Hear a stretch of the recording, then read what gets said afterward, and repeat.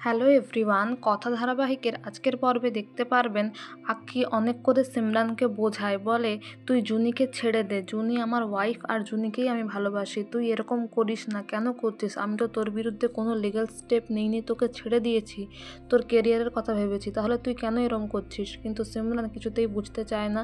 সে গুন্ডাদের দিয়ে আক্কিকে ধরিয়ে রাখে আর সিঁদুরের থালাটা এগিয়ে দেয়, জোর করে আক্কির সাথে বিয়ে করতে চায়। কিন্তু আপনারা প্রোমোতে যেরকম দেখেছিলেন ঠিক সেইভাবেই এভি আর কথা বাইকে করে চলে আসে আর সে গুন্ডাদেরকে এভি খুব মারে, ফাইট করে আর সেখান থেকে আক্কিকে রেস্কিউ করে, জুনিকে সেখান থেকে রেস্কিউ করে আর বিয়েটা হতে দেয় না। কিন্তু ঠিক সেই সময় চিত্রা চলে আসে আর সিমরানকে ভয় দেখায়, বলে তুমি মুখ খুলবে না, ওদেরকে এইভাবে আলাদা করা যাবে না, আমি ব্যবস্থা করছি, তুমি চুপ করে থাকো।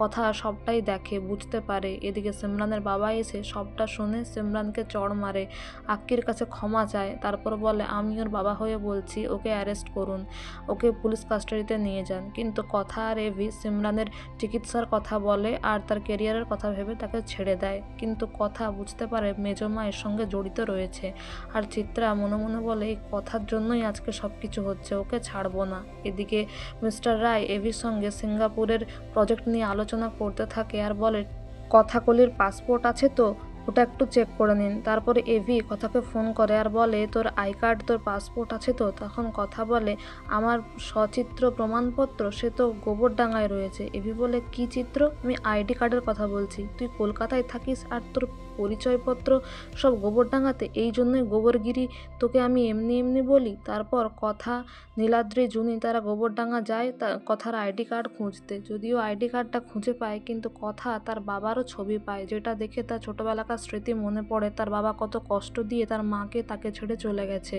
কথা বিয়ের দিন ফোন করেছিল তার বাবাকে আসতে বলার জন্য, কিন্তু সেদিনও তার বাবা তার পাশে এসে দাঁড়ায়নি। এইসব কথা মনে করে কথা খুব কষ্ট পায় আর বলে এই জন্যই কোনো পুরুষ মানুষকে ভরসা করতে পারি না, পাচক মশাইকেও ভুল বুঝেছিলাম। নীলাদ্রি মনে মনে বলে তোর বাবা কোথায় আছে আমি জানি, কিন্তু তুই জানতে চাসনি বলে আর বলা হয়ে ওঠেনি। এদিকে এভি কথার কাছে পাসপোর্টের ফর্ম নিয়ে আসে আর বলে তুই এটা ফিল আপ করে নে, তোকে কদিন ধরে এত হিন্ট দিচ্ছি বুঝতে পারছিস না, আমরা সিঙ্গাপুর যাচ্ছি, আর বেশি সময় নেই, তুই প্যাকিং করে নে, আর ওখানে গিয়ে তুই শুধুমাত্র সিঙ্গাপুরি কলাই খেতে পারবি। তো বন্ধুরা, এই ছিল আজকের কথা ধারাবাহিকের আপডেট। Thank you so much for watching the video. Thank you.